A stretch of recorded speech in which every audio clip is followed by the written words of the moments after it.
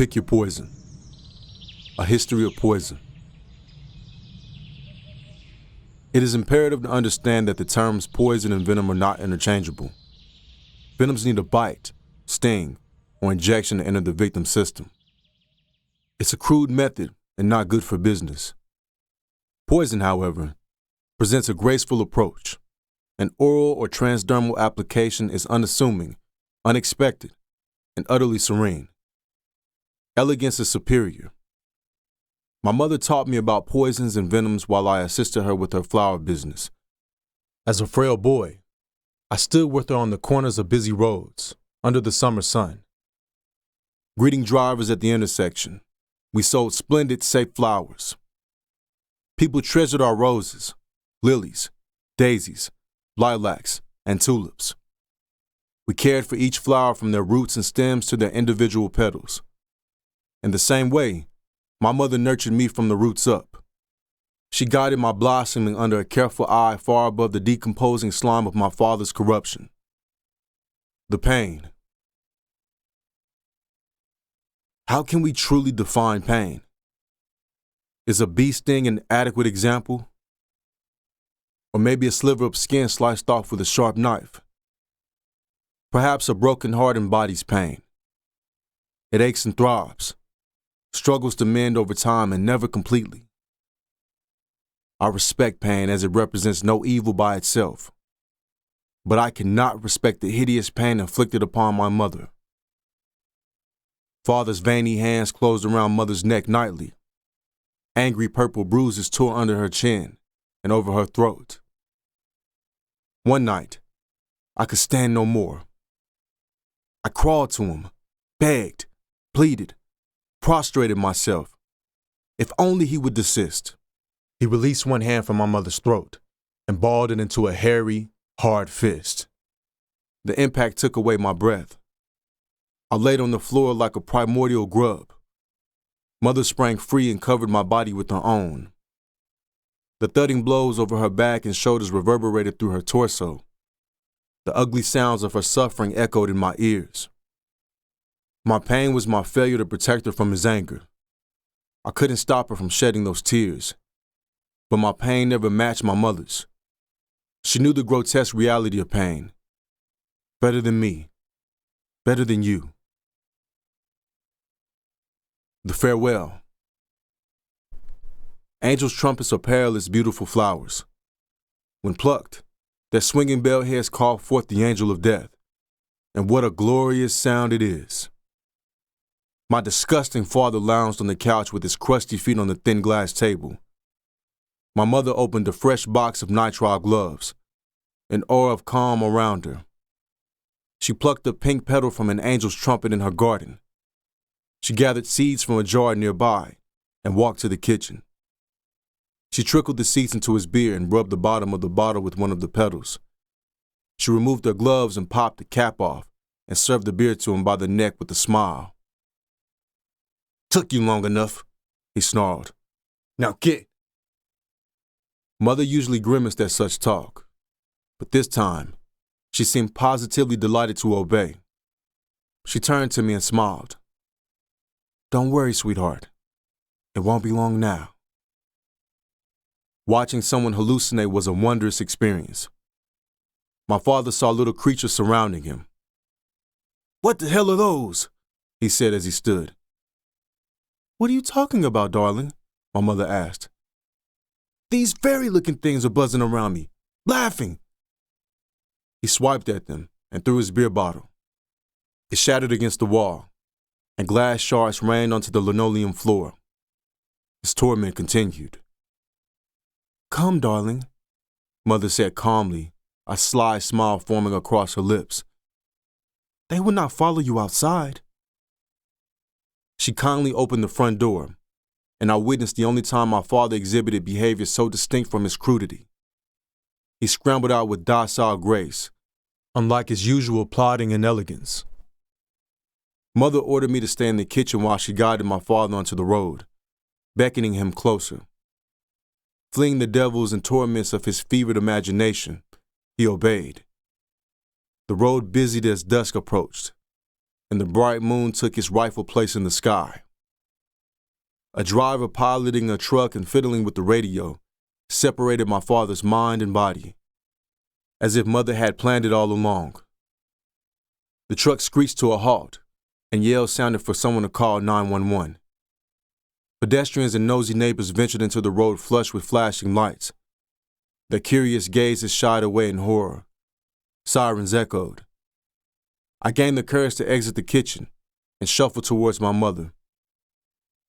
"Mama, what was chasing Papa?" She looked at me with a bright smile, the first true smile I'd seen in a long time, and said, "Angels, my love. Angels." The funeral. Not many showed their faces at the funeral, but those who did came from my mother. She kept up the appearance of a dutiful widow. Like me, she shed real tears of joy. Condolences echoed around the room. Hugs ensnared us at every turn, and old women smothered my cheeks with kisses. Life went on, as they say. Life could only get better from here. My mother repeated these sentiments to her best friend, Charlotte. She adjusted the scarf on her neck to reveal fading bruises. "It seems you got lucky," Charlotte said. "I wish a truck hit my husband too." My mother wiped her fake tears away. She didn't need to put on a show for her dear friend like she had for other attendees. "I'm sure we can arrange something." And so they did. In late August, Charlotte's husband mysteriously died from a heart attack. I'd never seen her happier. My mother, ever the poet, had supplied her friend with a concentrated poison, derived from the autumn crocus, a truly fitting end to that season in Charlotte's life. The family business. My mother started the apothecary with the money from my father's life insurance. The irony was beautiful. On the back of a whimsical beginning, she grew a legitimate business. She sold a myriad of flowers, herbs, and plants. She helped families choose suitable houseplants for their homes, and on occasion, she sold death. My mother showed me how to cultivate flowers. I pruned each leaf with respect and plucked petals when necessary. I caressed the stems and clipped root nodes for regrowth. Flowers gave us a better life, and we treated them with the reverence they deserved. Our greenhouse had grown wild with flowers. I was taught how to identify each and every one of them. "My love, always be cautious when handling these small white flowers," she said. "These are flowers of death, and we don't want her to pay you a visit too soon." But death and I grew close throughout my childhood. I discovered her succulent springtime scents and her vibrant charm in the soft, colorful petals. I learned to differentiate between mildly poisonous and deadly dangerous, between clematis, oleander, azaleas, castor bean, lily of the valley, and monkshood. Thankfully, most of these flowers required ingestion for their poison to strike, but some needed only the slightest touch to cause numbness, hypertension, or asphyxia. After helping Charlotte, Mother infiltrated AA meetings, visited women's shelters, and scoured parks for clients. The world harbored countless women with similar hardships. I could never tell, but Mother knew their pains every time, and her offers were creative. "It's hard to explain, my love, but I can see it in their eyes," she said. She hadn't always offered death. Sometimes she instructed clients to use calotropin, which caused blindness, though other times a quick visit from death was more efficient for themselves or a suffering loved one. A condom was a good candidate for this. A select few wanted a slow, painful death for their victims. These clients liked their pigs drowning in filth before the slaughter. Here, my mother suggested Carolina jessamine. The elegant flowers in my mother's hand solved so many hideous domestic troubles. A subtle, splendid art, and what an artist she was. The guilt. Sun rays permeated the greenhouse windows as I pruned a hemlock plant. Inspired by Socrates, I asked my mother if she felt guilty about taking the lives of men she's never met. She patted soft soil into a clay pot in preparation for growing mint. eyes averted to her task. She answered, "No, never guilt, my love. I vet each client." "I know," I said. "But have they all sinned enough to deserve death?" "My son, those aren't our sins to bear. We pay for our sins. Some pay more dearly than others, me included. So no, I don't feel guilt." "What do you feel?" My mother studied me. She gave me a bittersweet smile and uttered a single word. "Righteousness." Mother's wishes. I pulled a chair to the glass table and stared at the tray of lemon scones and fig jam before me. The sugary treats rested on the edge of the table that once supported my father's feet. My mother smiled across from me as I reached for a scone and took a bite. "My dear boy, I have a lump in my breast." I stopped chewing. "Is this why you've been going to the doctors all the time?" I asked and swallowed chokingly. "What did they say?" "That my days on this earth are limited." "We can fix it, can't we? There's chemotherapy, herbs, strict diets. I can make you better." Mother chuckled, invited me over to her, and tousled my hair.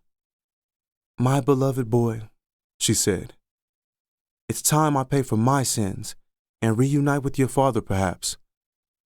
I hid my face in my hands and muttered, "Already?" "It suits me to have a taste of my own medicine, don't you think?"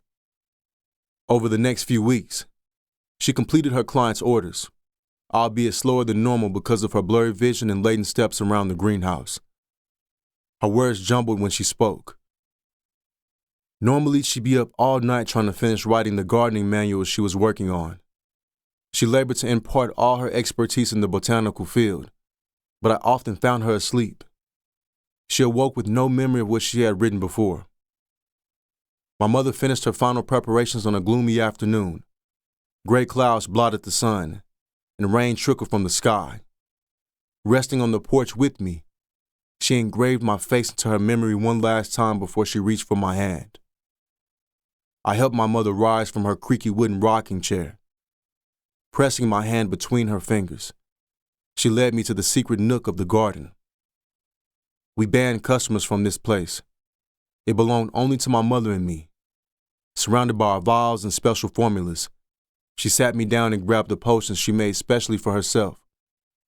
An enhanced concoction of deadly nightshade. A classic. Her will and testament asked for her burial among the roots and mycorrhizae of the garden. Her body nourished the soil.